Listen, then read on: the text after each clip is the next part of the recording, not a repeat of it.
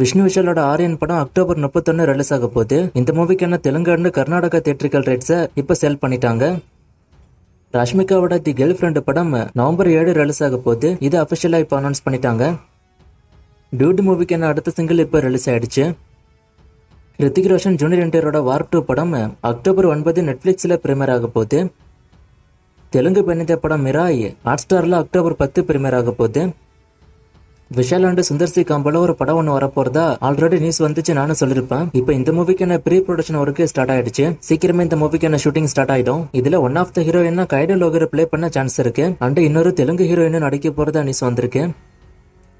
தனுஷோட D54 மூவிக்கான shooting ஃபுல்லா முடிச்சுட்டதா இப்போ ஐஸ்வரி கணேஷ் அனௌன்ஸ் பண்ணிருக்காரு ரீசெண்டா ஒரு பிரஸ் மீட்ல. அண்ட் இந்த படம் அடுத்த வருஷம் பிப்ரவரியில ரிலீஸ் ஆக வாய்ப்பு இருக்குங்கிறதையும் அவர் சொல்லிருக்காரு. D54க்கான ஷூட்டிங் பொறுத்த வரைக்கும் ஸ்டார்ட் ஆனதும் தெரியல, முடிஞ்சதும் தெரியல. அவ்வளவு ஸ்பீடா ஷூட்டிங் போயிடுச்சு. தனுஷ்க்கு இப்பதான் பாத்தீங்கன்னா இட்லி கடை படம் ரிலீஸ் ஆச்சு. அடுத்து நவம்பர் 28 தேரே இஷ்க்மேன் ரிலீஸ் ஆக போகுது. அதுக்கு அடுத்து அடுத்த வருஷத்தோட ஸ்டார்டிங்ல இந்த மூவி ரிலீஸ் ஆயிடும் போல. சோ 2-3 மாசத்துக்கு ஒரு முறை தனுஷோட படம் கண்டினியூஸா வந்துகிட்டே இருக்கு. அண்ட் தனுஷோட இட்லி கடை படம் இப்போ வரைக்கும் 38 கோடி கிட்ட வசூல் பண்ணிருக்கு. இது 3 டேஸ்க்கான வேர்ல்டு வைட் கலெக்ஷன்.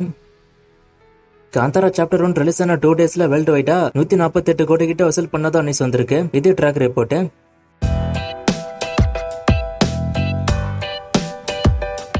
ஒரு ஹீரோ எப்படி டைரக்டர் ஆக முடியும்? எக்ஸாம்பிளுக்கு தனுஷ் ஹீரோ தானே, அவர் எப்படி டைரக்டர் ஆனாருன்னு கேட்டிருக்காரு. இது ஒரு லாஜிக் இல்லாத கொஸ்டின் தான் நான் நினைக்கிறேன். ஏன்னா ஹீரோவா இருக்கிறவங்க ஆல்ரெடி அவங்க ஹீரோவா சாதிச்சு இருக்கும்போது ஏன் டைரக்டர் ஆக முடியாது? அவங்களுக்கு இன்ட்ரெஸ்ட் இருந்தா அவங்களோட ஹீரோ இமேஜ் வச்சு அவங்க டைரக்டர் ஆக முடியும்.